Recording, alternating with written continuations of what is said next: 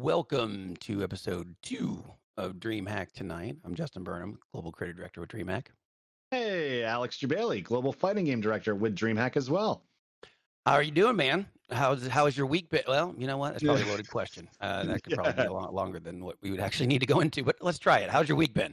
It's been crazy, man. A lot of things going on in my community, the fighting game community, but we're gonna persevere. You know, every time something comes out, we always come back stronger. So just want 2020 over, man. And now it's supposed to be 4th of July weekend, and nobody can do barbecues. Some of the beaches we know and love are closing, and it's just it's a rough summer, man. We thought things would be better by now. Yeah, and I agree. I agree 100%. I mean, for us, we're doing poppers in the house. You know those poppers, you throw them. You know what I mean? They kind of break them in your I hand. used to do that as a kid in the Middle East and just throw them at everybody and scare the shit out of them. Do those in the house to celebrate July 4th, get some gameplay. What game you been playing? Me, myself, I've been kind of stuck on Desperados 3. I don't know if you tried that, but you should if you haven't. I haven't. I'm about to dive into Last of Us 2, to be honest with you. I had a busy time. I know, had a busy week away from gaming, but now I'm back and enjoy some time with that. Last week I did a little CEO online event, hosting online tournaments, which is actually a lot of fun.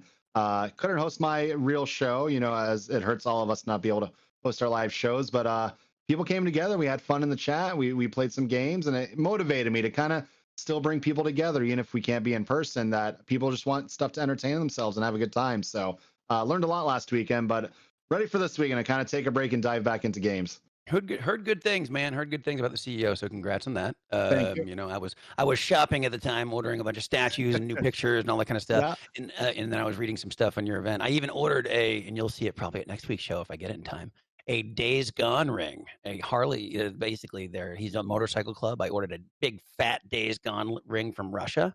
So an actual ring you wear around your finger? Oh yeah. Yeah. Look it up. Look it up. It's super cool. Or at least I do. I think it's cool. So lots of things happening, lots of things happening around. Let's talk about all the good and the fun and all that kind of stuff with some news. Basically, we have anything from TV shows to announcements to all that kind of stuff. Let's start out with some Fallout love. I'm a big Fallout guy, huge Fallout guy.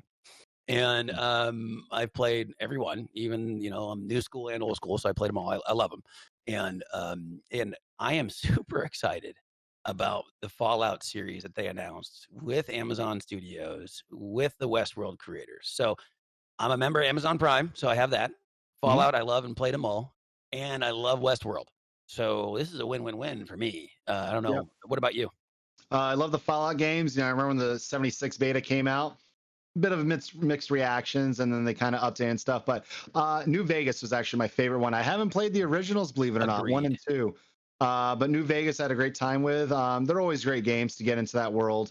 And then, as they know, they rotate between that and Skyrim and go back and forth. But Westworld, I actually really enjoyed that show. Season 1 ending was jarring, but you can expect good things, I think. And it's crazy because Westworld was on HBO, but now Amazon's producing this, and just shows you the crazy war that's going on between all the media streaming giants and stuff. But Fallout series is hugely popular, so I can't wait. I actually have one of those limited edition Pit Boys where you could put like your iPhone in. And I almost bought those. It's actually really cool, even if it has like a little stand and stuff. But yeah, I'm excited for this, man, when gaming crosses over into actual live media and more content, because those games you can go play up to 100 hours and stuff, but for them to condense the story, make a new story out of it, I'm excited about it.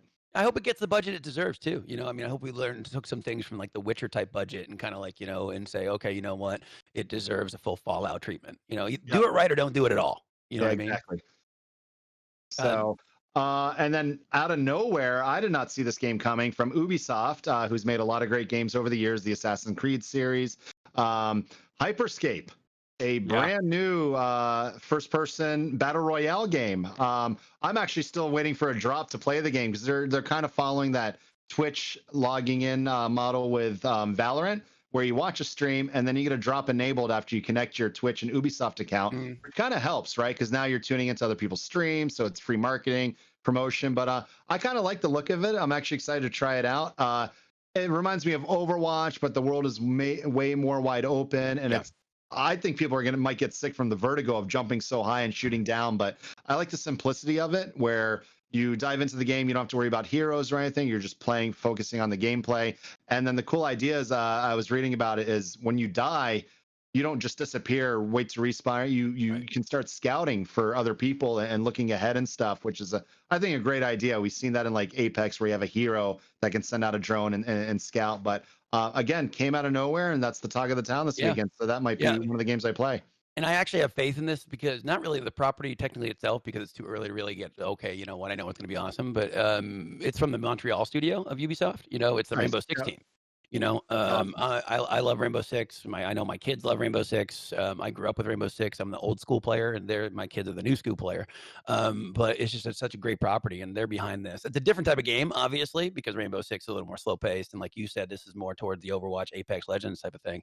But I know people are like, oh man, another battle royale, you know, and I get that, but there's some interesting game mechanics, you know, like, you know, the buildings disappear as the circle closes, and then you're able to actually walk through the buildings, you know, and then there's no perks of a hero. There's, everyone starts with that kind of clean slate, and you can kind of just, you know, adapt your character as you're playing, you know, whether it's the guns or the perks. So I definitely think there's super, super cool things, you know, and I think more announcements are coming too. You know, what we're seeing in July is you have all these different other events with more announcements. So you might see more of this stuff. Like the other day, Devolver Digital actually just announced their new direct, and that's, I think, July 11th. Oh, and basically, if you've seen their directs before, and that's why it's actually super interesting. They passed 2 years, I think 2 years now. It is batshit crazy. It's just, you don't know what you're going to expect, not just in terms of announcements, just in terms of, like, I don't know, gore. I mean, just in terms of, like, you know, the material. It's just, you have to laugh because it's almost a spoof off of E3 directs that they've had before, you know. But I'm sure there'll be some cool announcements there too, you know, such as I think it was tweeted today or maybe yesterday, new Shadow Warriors in the talks, and everyone knows about a Serious Sam 4 coming out. You know, all these kind of things. I don't, you know, and then basically it's going to be a lot of surprises on that one for sure.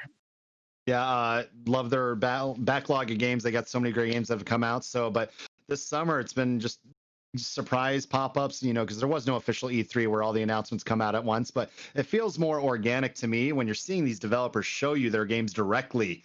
And you can sit at home and do that and then get excited about it. So it's insane. And then another, not so much a surprise, but Fortnite, again, keeps killing it with all their crossover characters. And they've done Marvel characters before. Thanos, I think, was one of the first major mainstream guests they had in the game, guest character skins, right? This is how they fund their game. And Epic Game Store has been giving away so many free games, probably because of all the Fortnite money they're raking in. But Captain America joins them from Marvel. One of my favorite characters, actually, from the comics and the movies and the MCU and stuff. But Fortnite, they just keep keeping that game mainstream. They've had so many great guest characters over the years, and then the live concerts. So I'm a sucker for Marvel characters, so I actually might be diving into Fortnite to just try them out and stuff.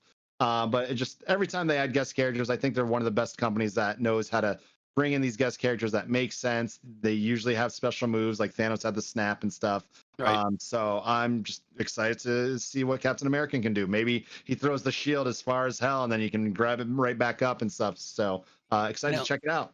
Yeah, I mean, honestly, I'm not much of a Fortnite player myself, but I will commend them on the fact of how popular it is, but more so the blending of the lifestyle, because DreamHack tries to do that as a brand, and the fact that they're bringing in these music artists and these comic characters, I just think it's amazing, you know. But staying on the topic of announcements too, besides Captain America and then Devolver Digital, I mean, one of the last things that we'll see probably this summer, I mean, there might be some more, but one of the big things is kind of Xbox's slapback against PlayStation. You know, PlayStation had an amazing thing in you know, in June with all their announcements, and now you have Xbox coming up in July, and one of the things that they're talking about, rumor has it, is Fable, you know.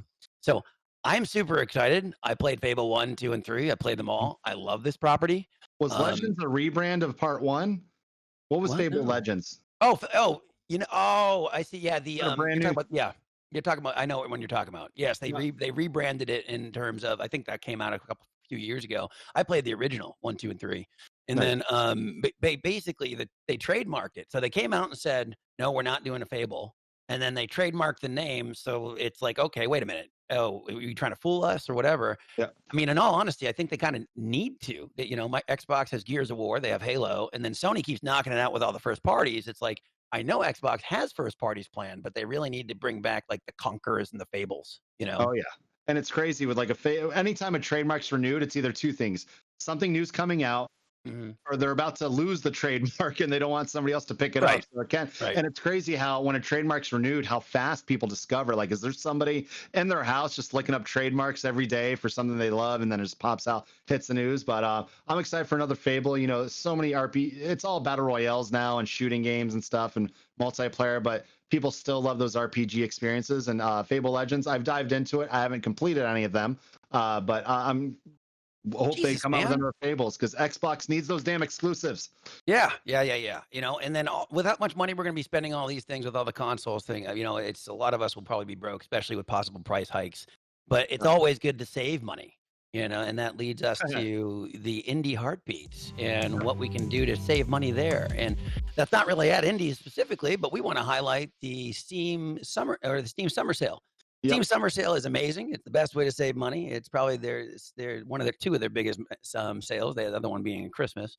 And there's some amazing titles that you should be playing. And if you're not, I don't know why. I mean, I'll buy them for you. Just, you know, I almost threw a social out there saying, tweet me if you want me to actually buy it for you. But no, I'm not doing that. Never mind. Tweet Jebailey if you want him to buy it for you. Yeah, I know, right? Yeah, he'll buy it for you. But this is some of my Jebailey's and I, as we were playing some of these, this is some of our games you should be buying. And it's our top 5 countdown, if you will. Number 5, my pick, but actually it's your pick too. So, and you probably played more than I did. Streets of Rage 4. Way too much. Yep. You know, now Streets of Rage 4, like it's been talked about. It's actually been promoted for a couple years now, and people were excited, right? But the thing with beat 'em ups, they're different now, right? If you go back to old school, like X-Men, Simpsons, you remember the arcade sounds, the feeling of it. But when they bring back a lot of beat 'em ups, it builds on the nostalgia, and they hope that you enjoy it, and then they don't add much to it. But Streets of Rage 4, as a fighting game fan, they really stepped this game up. Like, not just the unlockables, which actually take you probably have to play through the game at least like 20 times just to unlock most of the characters, but the battle system, the music, like they went above and beyond, and they didn't just build up the nostalgia. I did. It took me like 2 weeks of just playing on and off, and I would have friends come over, and I'd be like making dinner or something, like, can you guys just play Streets of Rage for me for a few hours? So you unlocked my character? I'm in the game. Which one? Justin you are Burnham. not. No, you're not. You've never been in a video game like I have. But anyways, but just hold on, man. We might need to fix the camera for your head. But yeah, go ahead. But yeah, Streets of Rage just came out. Definitely an awesome pick if you haven't played it, and it's a lot of fun because you have co-op mode, 4 players, online mode. So definitely check it out. And then moving on, now we kind of change up our thoughts on number 4. We don't agree. We don't agree anymore. I mean, that's it. For those that's watching, record that. Remember it, whatever you want, because there's no way in hell we agree that much. And number 5 was a very rare thing. You know, because it's just not going to happen. We just like Streets of Rage 4 because we can beat each other up. But yeah, what's your number 4? So my number 4 is Bright Memory. This is a beautiful game. If I'm not mistaken, they announced a sequel not too long ago, and this is done by one guy. You know, I mean, this is just like wow type of thing. You know, it's super fun, and you know, it doesn't. For one guy to do a game, that's pretty hard. For one guy to do a game that looks like this, that's even 10 times harder. So kudos to the dude. I will say that. Nice. Is the sequel going to be called Dark Memory? No. Anyways, so my number 4 pick, because this is a time where we want to be playing games with our friends, even though we can't be in person. The Jackbox Party Pack 6 went on sale, and then they keep coming out with these games, and you know, the announcer makes them incredibly entertaining, and a lot of people were playing these games on Discord, doing video shares and then playing. And the beauty of Jackbox, one person can own the game, everyone else can chime in with their cell phones and download an app and jump right in. And most of them are a lot of plays on words, but they're very entertaining. So if you've never picked up a Jackbox, you can go any of them. They're usually, all the older ones are cheaper. They usually come in like big packs where they include them all. Check those out, play them with your friends and family. You know, multiplayer is more than ever important right now to keep everybody engaged with each other. So that was I my thought that was an pick. alcoholic drink on there. I was just like, oh, you know, is this a drinking game? All kinds of crazy stuff. So fun fact, the voiceover guy, name is slipping my mind right now. His office is right across from Iron Galaxy Studios that I used to work with. So apparently you know him well. Name slipped in mind. Yeah, a lot of things slipped my mind lately. Yeah. So I need to play Bright Memory. Maybe that'll help. Yeah. That was good. I like that. Number 3 for me is changing shifts. Also, Space Haven. It's simulation. It's a deep game. It is a deep game. It's fairly newer too. It didn't come out. It didn't. It probably I think it came out like a month ago maybe. But it's such a deep game and an amazing game, and you wouldn't have thought about it. And then you jump into it, and there's just so many layers. If you like things like FTL and other games like that, I mean, I'm not saying it's exactly like FTL, but FTL has some influence in there for sure. Nimbatus and some other ones. This is definitely a game you should absolutely get. You'll sink a lot of hours into it, and you're gonna get probably really pissed off. But it's still, if you like these type of games, I 100% should. I definitely think you should get this one. Check it out. I mean, so many Steam games, you buy them, you might not ever play them, but I love space. I like space exploration, anything. So this looks interesting. My number 3, it's actually been out for a little while, but it's only $5. Like, it's probably the best $5 you can spend if you want a single player action game. It's Ori and the Blind Forest. This is the first one. They actually have a sequel out already, Will o' the Wisps. Incredible game, incredible soundtrack. And this was originally an Xbox exclusive that went over to PC. And I think the Switch, I'm probably wrong, so they'll correct me later and laugh at me. But amazing game. You have to check it out. It brings you back to the basics of a side-scroller Metrovania type game. But the fact that it's only $5 when it originally came out, I believe 20 or 25, it's worth getting. So I would definitely check that one out. I mean, this is probably a game of the year quality type game, but in terms of sale right now, get it. Yeah, I agree. And we should do that picture. I mean, that's a beautiful picture. Maybe we should, one of our next covers should be me holding you. You know what I mean? We can try. We can try. Yeah, I mean, I think it's not on a tree branch because that thing would definitely go down. Yeah. Moving on to number 2. So this, I'm a fan of roguelike games, and I love them. I honestly do. I played hours of Dead Cells and stuff like that, and I'm playing Fury Unleashed. But this one has my attention big time. Skull the Hero Slayer. Yeah. It's just the pixel work's well done. The roguelike stuff's well done. It's just a good game. I mean, it's just solid. Everything about it is a very, very tight game. You can sink a good amount of hours into it too. It's fairly newer on the scene also. And it's just, I can't say enough good things about this because it's just a charming, charming game, from the character to nostalgia elements of it, but still keeping it very, very 2020 with some of the mechanics that they're using. Right. Add it to the list 100% if you like those type of games. Nice. I do. Dead Cells, Played to Death, Axiom Verge, all that. So I haven't heard of this one. Like I said, there's just so many games on Steam that you haven't heard of, but when you have somebody like Justin Burnham who knows them like the back of his hand, it's great. Was that a compliment? That was you complimented me. You get roll for show, remember? Number 2, this is actually a very good game that went under the radar, as Subnautica. It's basically a exploration game under the sea, as I like to call it, where you just find some obscure, crazy animals. You build an underwater base. But a lot of people didn't really talk about this game because it was, it came out just wasn't talked about enough that it deserved. So Subnautica was my number 2 pick because everybody should try this game if you just want to see some crazy stuff under the water. So I would definitely check out Subnautica. When you went under the sea, I thought you were going to go all Little Mermaid on me. Yeah, no, under the sea. No, I'm good. Yeah, I mean, I figured you. Did you ever hear that mashup I shared with you? Which one? The Under the Booty. No, and I'm probably better for it. So, yeah, I'm probably better for it because I probably would have had a little gag. Oh, moving on to number 1. This came out of nowhere. I mean, man, take some Borderlands element, some roguelike elements. I mean, Jesus, this is addicting.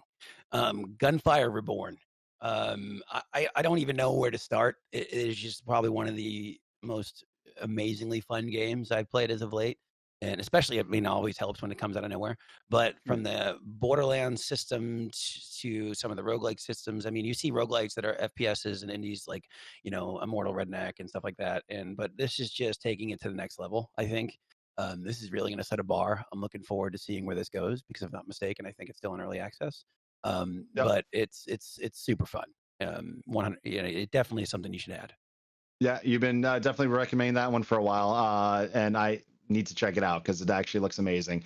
My number 1 is another co-op game that I didn't hear about until my friends introduced me and go, hey, Saturday night, we're going to play some games. This is called Pummel Party on Steam. It's on sale right now. It is amazing. We played an 8-person. It's basically Mario Party on PC. That's how I call it. but the fact that you can attack other players and just ruin their momentum on the board. There's also hazards in there where you see a guy with an axe, and if you end up on a spot when rolling the die, he's going to get you. So I've been having so much fun with this game. We play it actually like every other week, about 8 of us just joining in, and it's always the person that recommends the game that ends up winning. So my friend Roderick's like, we're going to play Pummel Party, and he keeps winning every time because he knows the game's like the back of his hand. But it's an awesome game. Again, Discord comes key here, where you can all log in and then just, talk crap to each other in this. And the sub games are actually a lot of fun. It doesn't have obviously the IP of a Mario Party, but it's probably the best party game where you're really going to hate your friends after it's done. That everyone should definitely check out, and it's a very cheap game to buy. So this looks super fun. Parties, it is. We need to play it. The DreamHack team needs to play it on our next DreamHack Plays. Absolutely. You can count on it. We're going to basically have a Pummel Party versus match one of these days. And I mean, honestly, though, I really think I'll probably whoop your ass at this, but it's fine. I'll go easy on you. We need to. So, but yeah, that's the summer Steam sale. I mean, there's thousands of games that they come on sale. I don't even know how people track this stuff and they have to have some crazy algorithm. But this weekend now we have 4th of July where we can't go out. We're definitely going to be playing all these games. Yeah, and I mean, honestly, on that note, since we can't go out, let's dive into some things we should be watching with real time, right? I mean, why not? Let's just sit in front of the screen all weekend instead. I'm sure that's healthy. I'm sure that's healthy for our sleeping habits and our eyes and everything else. I mean, after staring at you for the last 3 hours, I think I'm going to take a break from the screen. But yeah, please, I'm your highlight of your day. You don't have to admit that. It's fine. You don't have to publicly admit that. But you already got your one. One of the things I would absolutely recommend is, and this is hit or miss. I mean, he always is, right? Eurovision. Eurovision. I don't even know where to begin. I mean, it makes fun of the spinoff. Yeah. I mean, that picture says it all. Jesus Lord, right? But I mean, Eurovision came out of nowhere, kind of poking fun at the actual real show. If you don't know what the real show is, it's been around since like the 50s. It's a very much over the top show. It's based on country submissions and country picks. And, so anyone that's like, oh, it's another American Idol, dude, it was way there before American Idol, like 1950s. You know what I mean? Right. So, and then all of a sudden, Will Ferrell and Rachel McAdams come do this. And, you'll like it. I think it's funny. I think it's good. I think it's a good watch, but I got caught more by the songs. The songs were actually kind of catchy. Nice. I don't know. Are you a fan of Will Ferrell? I love Will Ferrell. Elf is probably his most popular movie, or The Ballad of Ricky Bobby. But it's funny, when I was in Sweden for a DreamHack, we went to their American Idol finals. It was called the Swedish American Idol finals. So seeing this, it definitely wasn't produced like that. You're welcome. You gave me your ticket. Thank you. You're welcome. I gave you my ticket because I had better things to do. This crap, and now you're recommending Eurovision. But so that was a great experience. But yeah, again, seeing all these big stars come straight to Netflix with movies that you don't see trailers for, you don't hear about them until they just release. It gets for some entertainment. And now it's crazy because the movie theaters release like 10 movies, 5 movies a week, and you know what to plan for. You get excited, you go watch it. There's so much content, but Eurovision, again, it's a Will Ferrell movie. Most of them have been really funny. Step Brothers was a classic, so I think this is one that if you haven't seen it, you see Will Ferrell, you see Rachel McAdams. Notebook, one of my favorite movies ever. It makes me excited to check this movie out, so I will watch it this weekend. It was as sincere as the talk show host can be. I didn't know you had a sweet side. That was interesting. Once in a while. You want to watch that movie together? No, never will I be that bored and or desperate. So really quick fun fact though, Will Ferrell's next movie is an esports movie. Boom. Oh, I remember that. Yeah. So we'll see how that goes. Yeah. Imagine he's the player going for the finals. It probably won't be. He'll be the coach or something funny. So the next one on Netflix, I recommended this one to you as soon as I saw it, called Home Game. And I thought it was just about a documentary on whatever sports. But it's about brutal extreme sports across the world, and each episode dives into a completely different sport. The first episode starts off with basically the most brutal of rugbies. It's called Calcio Storico. And this show, if you like extreme sports, if you've ever been an athlete, just watch this just to see what they do to each other. And these sports are so extreme, they happen like once a year. There's no season. There's like 2 matches, and then these guys go back to therapy for an entire year on their entire bodies. I only got to watch 2 of the episodes. You got sucked in, and you watched how many of them? I did. I commend you, man, because you were just like, oh, this is right up your alley, Burnham. And I'm like, oh, this is coming from Jebailey. I really doubt it's right up my alley. But oh my God, he got it right. So yeah, I mean, honestly, yeah, I mean, that was good. That was good. You know, the first one is, like you said, is Calcius Rico, and it's like, you're right. There's only 2 games a year, and it's 50 minutes each game, and you actually beat the hell out of each other in the middle while basically the back of you are trying to score. You know, and it's actually like, oh my God, is that? I mean, UFC. I mean, Jesus Lord, it's rough. You know, but then there's also other shows that I watched too. Like there was actually the Highland Games, which is literally you carrying this big ass log across some field in Scotland, and you have to flip it. You know, and then there was deep diving, which deep diving isn't an extreme sport in the Calcius Rico way, but it's basically diving as deep as you can go with nothing else other than your own lungs. I mean, and even like this picture right here. This picture right here is a water buffalo drag race. I mean, it's just like, you know, it was interesting, dude. Good recommendation. I'm glad. But one thing I'm moving on to that I'm excited about, and this is basically more maybe for my generation and your generation, but hopefully the new people, the new generations like it, is the announcement of Beavis and Butthead coming back. So, you know, I kind of figured you should know that.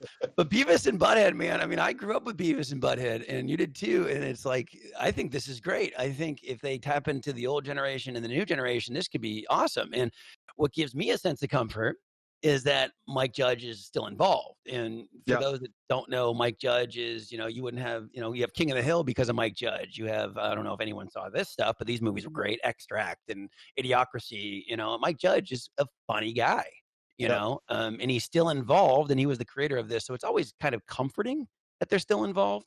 So Mike Judge, I mean, there's not much known. There's Mike Judge, and there's 2 seasons. That's about it. I mean, you like Beavis and Butthead, right? You grew up with the movie, man, Roller Coaster by Red Hot Chili Peppers, one of the greatest like movie songs. That's right. That movie, throws you in for a loop. You've got to be on something to really fully appreciate that movie. But I'm kind of curious to see where it goes, right? Because that humor might not fly in this day and age, or people will be like, "Wow, we laughed at that back then." But yeah, that's true.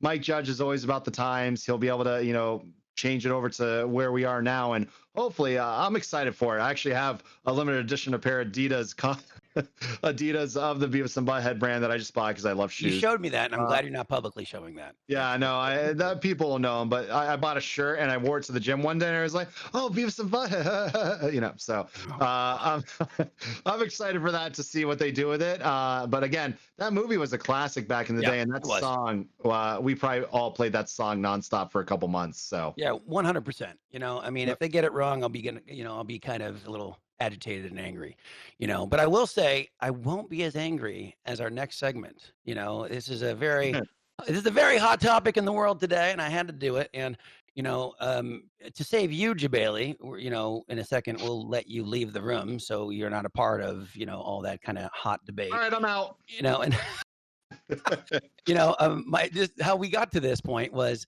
you know, my son and I were talking about the very hot topic of, you know, this is the Versus segment. And in the Versus segment, we try to talk about anything. It could be esports competitive. It's a competitive segment, right? Yep. So this one's about Abby versus Ellie and Last of Us 2. And, you know, there will be spoilers. So if you do not want to be spoiled, leave, go bye-bye, don't watch. I can't say it enough. We'll put it in the description, whatever. Do not watch any further.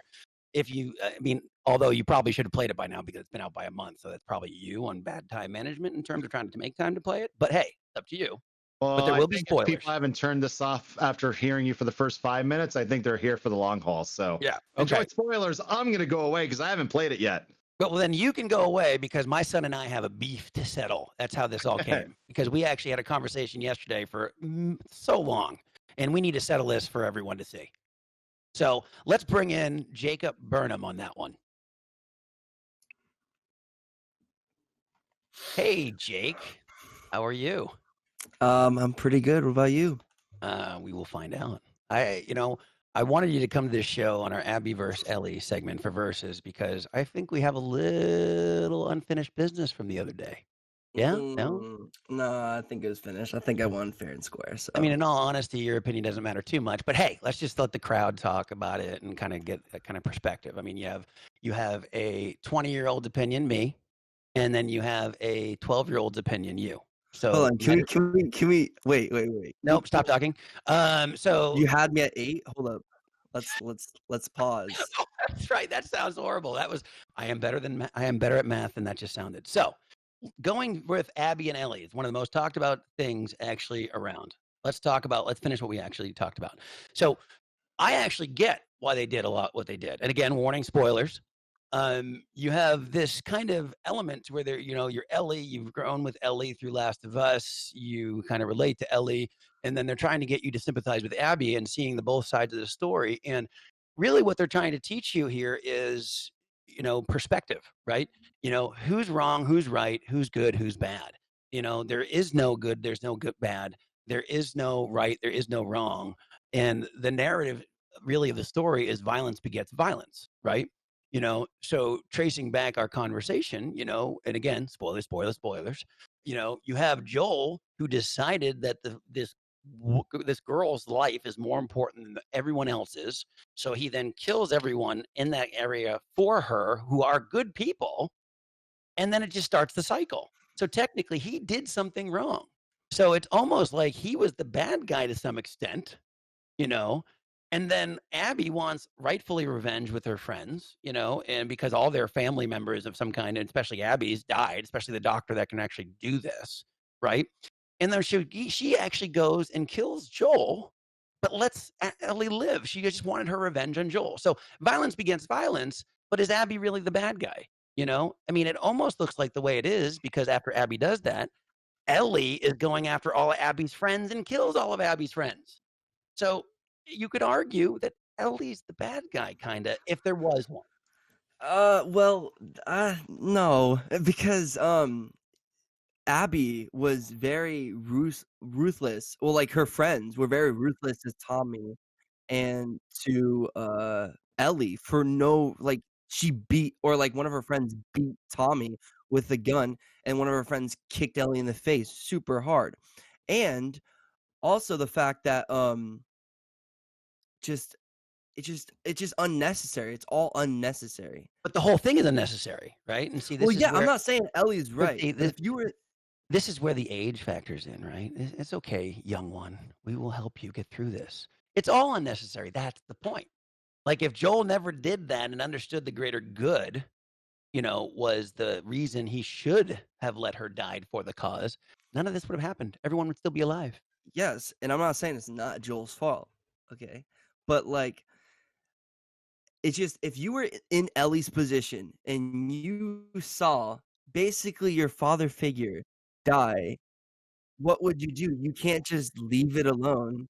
You can't just leave that. It's not something you can just leave. It's something you have to do something about it. At least, I agree. Yeah. But that doesn't mean it's right. It doesn't mean it's right. And that's what I'm saying. No. It's like, and what I'm trying to say to you is that, I would defend you. Of course I'd defend you. You piss me off all the time. Trust me. I would still defend you. You're my son. You know what I mean?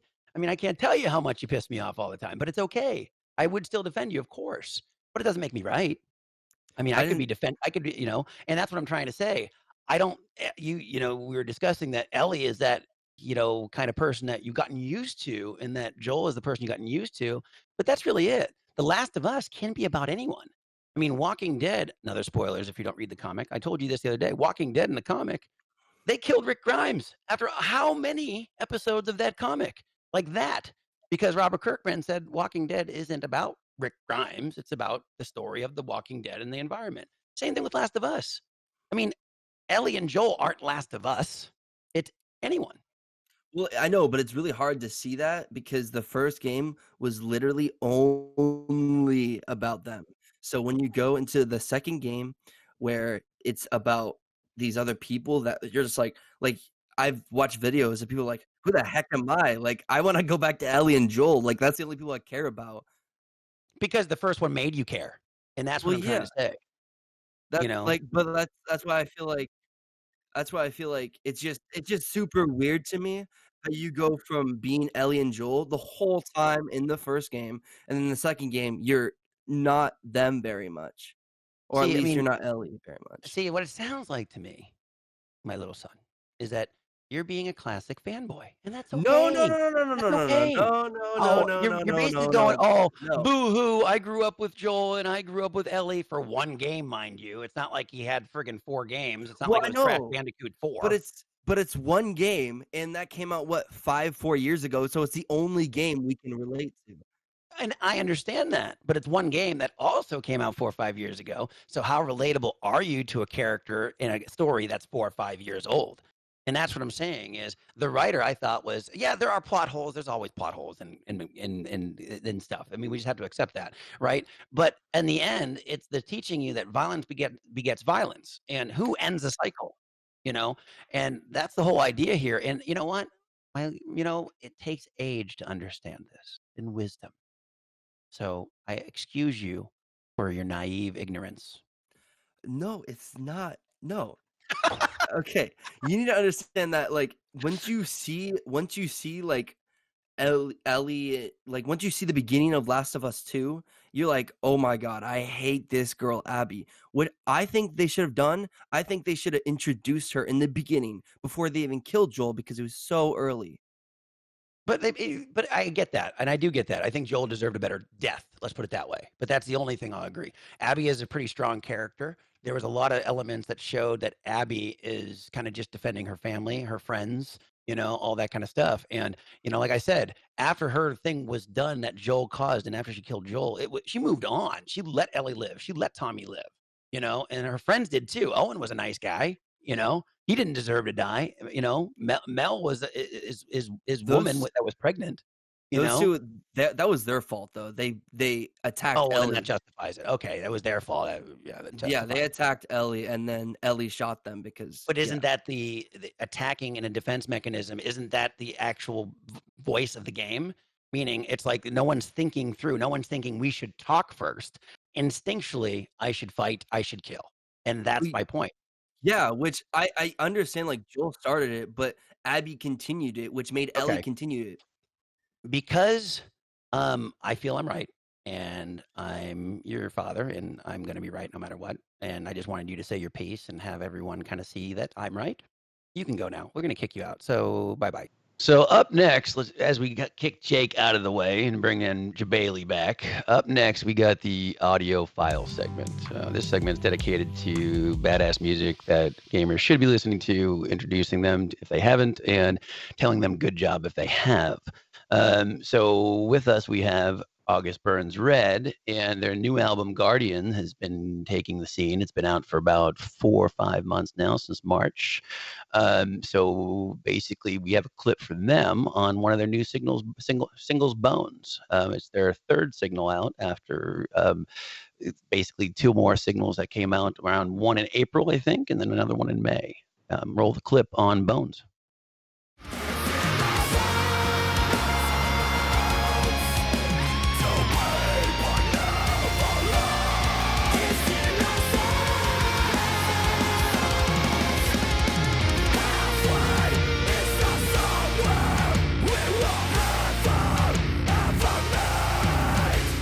Finding each other is one of the most, dire things. And I know you guys have been together on and off for many years. We were joking earlier that, we're the old guys, basically in our age bracket. You guys have your 9th album coming out and stuff like that. So tell us how you've been able to last this long and how you guys found each other in the first place. Dustin, you want to give that a go? Yeah, I'll give that a go. So we've had one lineup change. Jake and I are the only 2 guys who aren't original to the band, and that came on very early into the band's career back in 2005, 2006. And ever since then, it's been that lineup from our second album, Messengers, and on till today. And honestly, our relationship together, like the 5 of us, has just grown since then. We're closer now than we have ever been before, and it's from touring. Early in our careers, we were touring like 8 months, 9 months out of the year, just like busting our asses trying to make a name for ourselves. And we really got to know each other, and as we've grown up, we've just gotten closer and been able to maintain the lineup that we have today. Like I said, we're closer than we've ever been. So Very cool. So on some of the singles, I mean, I'm a fan of August Burns Red, so I'm quite familiar with you guys. But the whole goal is to get other people familiar, right? So the singles that you guys have, Defender, Paramount, Bones, I mean, I think they're phenomenal with each one just being better than the last. And I think Bones is just an amazing song. And the video is actually kind of cool. And I'm sure Jebailey can chime in on this is, because there's even Mortal Kombat elements with the skeleton showing. It's kind of cool. The How's X-rays. the response been? How's the response been to the album? The response for the album's been amazing. We were kind of like slightly concerned, I think, just because of like COVID, everything that's been going on with that, and we were on this mega tour with a band called Killswitch Engage, and we unfortunately, after I think 3 days of being on that tour, we had to go home because of COVID, and we were releasing this record on that tour, so we had like put a lot of production into this tour and preparation for the new songs, and we've been rolling out the singles, and they were getting a lot of traction, and then COVID hit, and so we had to release the album or choose to do either postpone the album or release it, and we were like, well, the lyrical content we felt really has a lot to do with community and unity and walking beside one another, helping each other out, fighting for one another. And so we kind of thought that, we didn't want to postpone the release of the record because the lyrical content was exactly what we thought our fans needed during COVID, Right. To think about your community, to think about one another, to help each other when you're down and out. So we released it, and we were right. I mean, our fans really, supported that record and love it, and it's been huge for us. I mean, because you got to think, I mean, we've been a band for 15 years. We're like, all right, like we're going to continue growing. Is our fan base going to grow with us? And Right. and that's always something that's at risk. You never really know what's going to happen, and how your fans are going to take it. But the fact that the lyrical content and the sound of the record, which I think has a ton of energy, is relatively aggressive, and just kind of bold. I think that our fans really, really enjoyed that, and kind of clung on to it during this whole COVID situation. So, yeah, it's been really awesome to see. Looking back on that, you said you're 15 years. I mean, 15 years in a band space is like, holy hell, long time. You know what I mean? Because I mean, it's like it's like getting along and all that kind of stuff. It's just, it's a long time. So kudos to you guys. How do you feel you've grown from when you guys joined the band and to your 9th album now? Like, either whether it's personally or professionally. I think we've learned a lot along the way. If you go back and listen to our albums like early into our career, the songwriting is obviously not as developed. It's still, you can still enjoy it. You can like go back there and climb up each record and just see this development where we get bigger ideas and we start bringing in new themes, expanding on just like bringing in some like experimental elements into the genre to give it like a breath of fresh air instead of kind of being repetitive. Because nobody wants to hear the same album, back to back. Maybe you do, but you think you do. You hear that same album, you hear it again. You're like, okay, I've heard enough of the same thing, so I need something new. So, and just to like go off of what Jake said there too, Guardians being, 17 years into our career, we wanted to give back to our fans. The past couple albums we've done was more of like we had a lot of like experimental sections in it, and they were still heavy, but it was just like bigger idea songs. And with Guardians, we really wanted to give back and just write something that was super heavy. And I feel like we accomplished that with this record, because I listen back to it, I'm like, oh, that song or here, that is heavy. That quote slaps. So, yeah.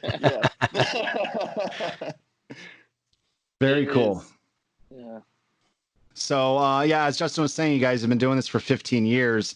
So it's got to be obviously almost tiring, but you get into a groove after all that. And this is only our second episode together, and I'm already sick of Justin.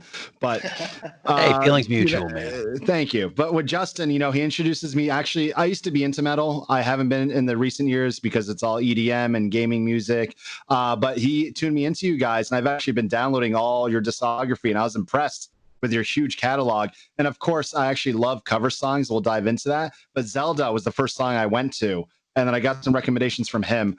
If somebody is now just discovering you through DreamHack and such, what would, to both of you, what was your favorite, most memorable album? And do you want to kind of maybe mention why that was, or maybe a little backstory of how it was putting that album together, if there's anything that inspired you or any obstacles getting there? But what would you guys recommend to first-time listeners? I'll go, Jake. That's a great question. That's awesome. I had to reflect on our discography. So for me personally, I think our album Rescue and Restore, which was released in 2013, that's probably my favorite album of ours. I think that album has this super dark vibe to it. Not lyrically, but the instruments themselves are pretty dark. We started experimenting with new tunings on that record. That was the first record where we actually downtune our guitars lower than what we would traditionally play in. And so I think that helped give it this dark vibe since we started incorporating those lower tunings. And I just reflecting back on it, that's one of my favorite albums of ours in our discography. Awesome. I'd have to say, for me personally, Phantom Anthem is probably my favorite record that we've done. I think that, for me personally, I think that the song structure that Dustin and JB, as they're the main songwriters of the band, the way that they just constructed the songs, and I feel like that record for me personally as a vocalist was a little challenging because Dustin. The way that Dustin wrote some of the songs, they were so aggressive, so fast, and Matt was playing, kind of not in the pocket necessarily. I mean, he was it was almost like every instrument on that record was doing its own lead, and so the vocals were kind of having to figure out where they were going to sit in some of these parts that made sense, right, and that made people naturally, bob their head. When there's something in time signatures of 7/8 or something, and but the leads in 4, and it's just it was just, there was so much in my opinion, there's so much into the songwriting and so much of a challenge for me. And then when we got the finished product for that album, I just thought that the production was just amazing. I thought that there were just so many really unique, intricate but catchy parts throughout the entire album. And I was just dude, I would just sitting back and looking at that album, I was just wow, we're a real band. We're real musicians, so just I just love that record. I thought Dustin and JB did an awesome job. Funny. That's awesome. Keeping then with that kind of vibe on the best album of your opinion, and when you guys enjoyed the most, and then also kind of oh man, we're actually a real band. This is going to be an opinion question too. So, and you don't have to, you can just name it real quick instinct, right? You have two Grammy nods on your 7th and your 8th album, and this is your 9th album. I mean, if obviously you're on a roll, right? Your Grammy nod with Identity, and then you have a Grammy nod with Invisible Enemy, and I mean, 2 phenomenal songs. I mean, I love Frost too. Those are probably my 3 favorite songs. But if you had to pick what could have Grammy potential, name a song in the new album. Go. Ooh, okay. Yeah, right away. All of them. Bones. Yeah. Okay. Yeah, I'd say Bones. I think Defender was a good single. I think that we knew that was a song that our fans were gonna want. We knew it was almost I don't know. Dustin, did you write that song? The JB did. That's JB's. JB wrote that song. Yeah, it was almost like JB wrote that song for our fans. It was to me, it was just, kind of had the roots of what ABR is, like the fundamental roots of our music. And then when we came out with 2 breakdowns on that song, people just loved it. Like they just were like, man, this is amazing. And I think it was like maybe even like nostalgic for some of our fans. And right. So I could see that, but I think that Bones is a little more composed as like a single that has like, you know, the catchy chorus, the, you know, just the instrumentation in that song, I think feels more of like Grammy worthy. But I mean, you know, even just hearing you be like, yeah, man, like you guys got 2 Grammy nods under your belt, you know, nominations. It's like, what? Because you know, you don't start a metal band thinking that, you know, you're gonna be nominated for a Grammy. You know? I mean, it's just not, that's sure as hell true. Yeah. it doesn't work. It doesn't compute, right?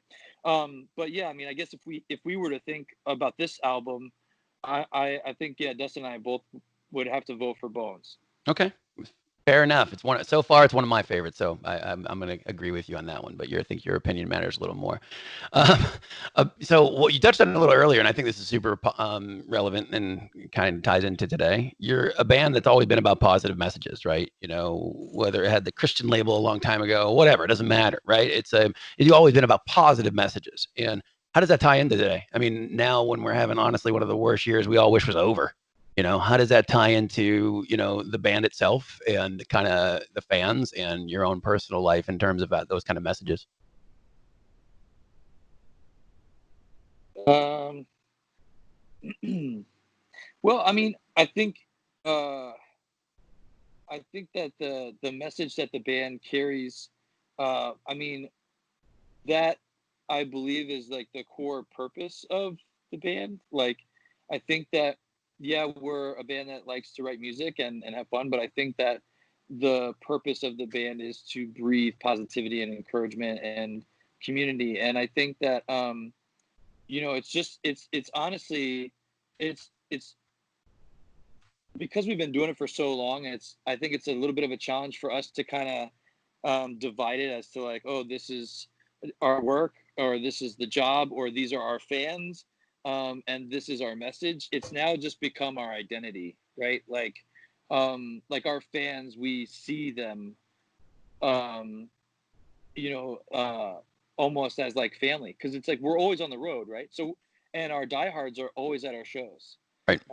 So, you know, it's I think it might be difficult for me to answer that question. I mean, I feel that you know, I don't know, Dustin, you want to help me out with this? And no worries. You have a very good positive vibe, and I think it's important for people to know. That's why. Yeah, absolutely. Yeah, I think Jake summed it up earlier pretty well when he said that, like, you know, we talked about, do we want to delay this release with everything that's going on because of COVID? Because, you know, people were delaying movies, some albums are being delayed, but Jake mentioned that the overall like theme of this record is just, it's a positive message, standing with your community and helping each other out. And so it just felt like if there ever was a time to release the album, that now was the time. And so if somebody hasn't heard of our band before and they want to go through and read the lyrics, every single record is everything's positive.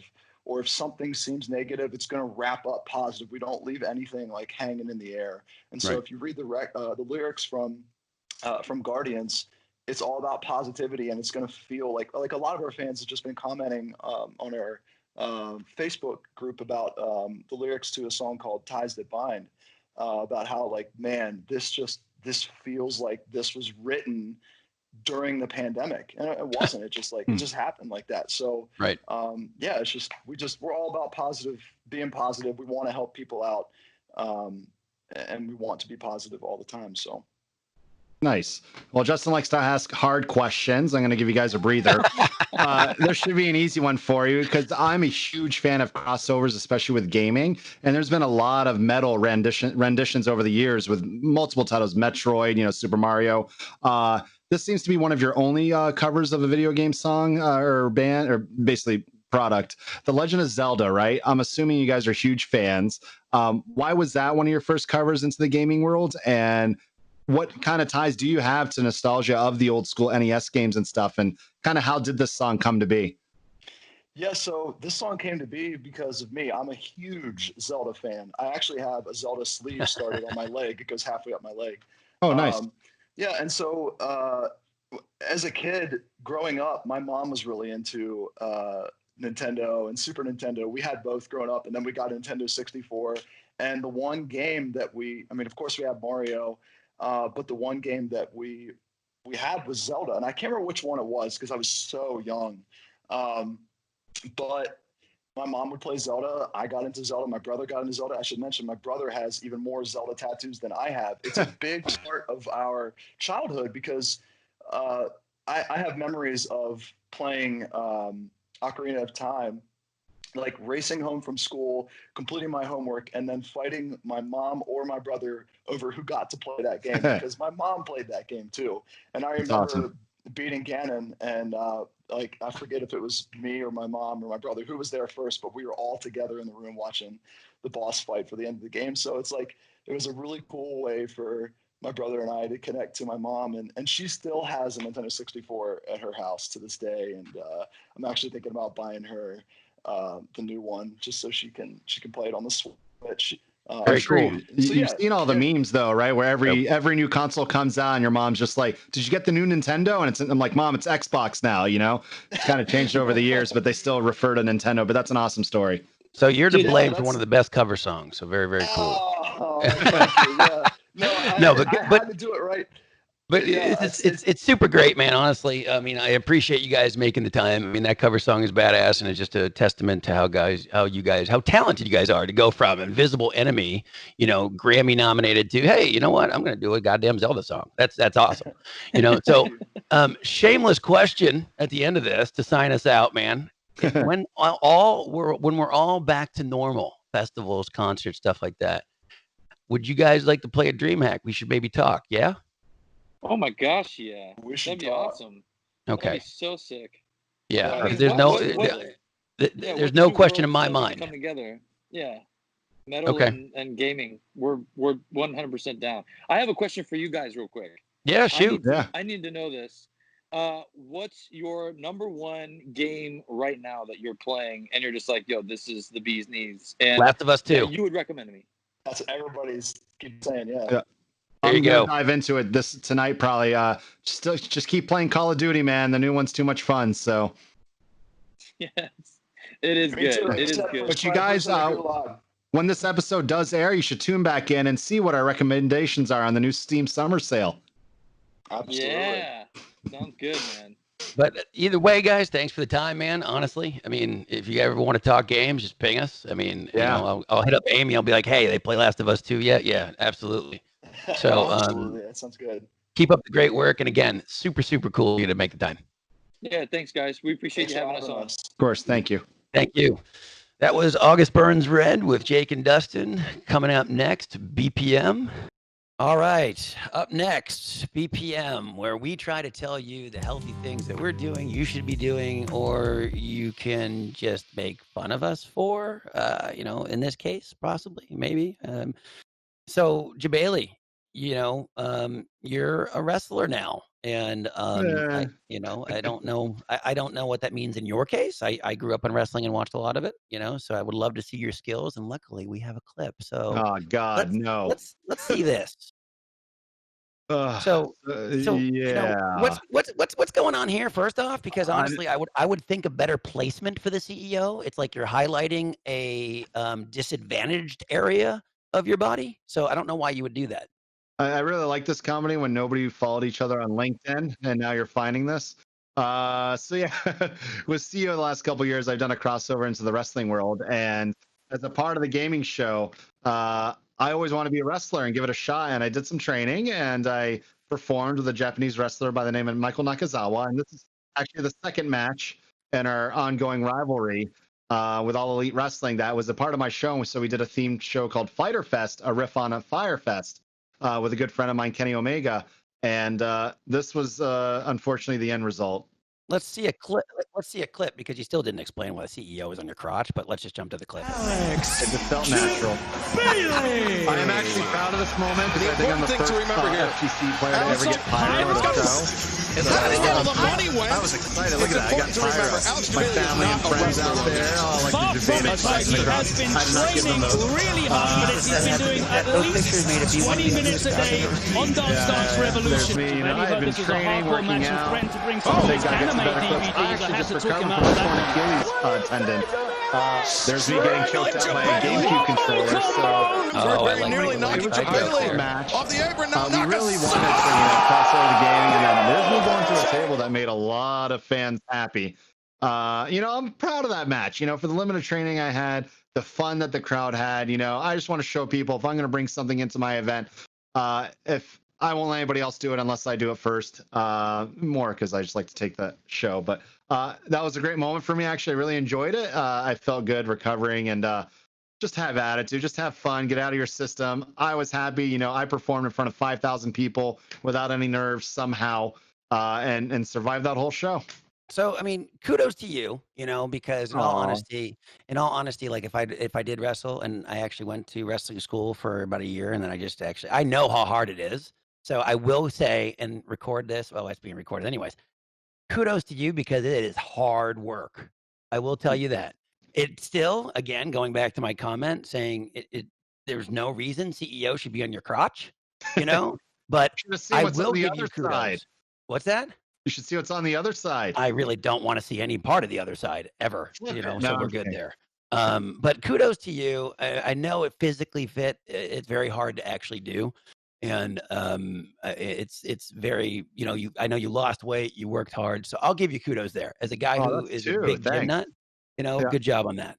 But again, when you go back to wrestling, please, find better placement. Yeah, I'll be more professional about it and get the best gear because there will be another chance. Yeah, good, because I don't want to really leave people with the show on this, but I guess I have no choice. So I apologize for leaving with words on, Jebailey's crotch to end the show. I mean, if you, get therapy if it hurts you or anything like that. But thanks for watching. Very much, appreciate your support in building this. This is episode 2. Again, we'll be back next week with more fun, either at our expense.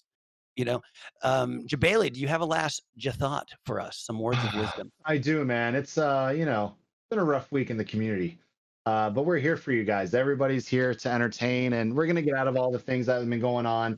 I'm most proud of people that are speaking out about everything in their situations in the past.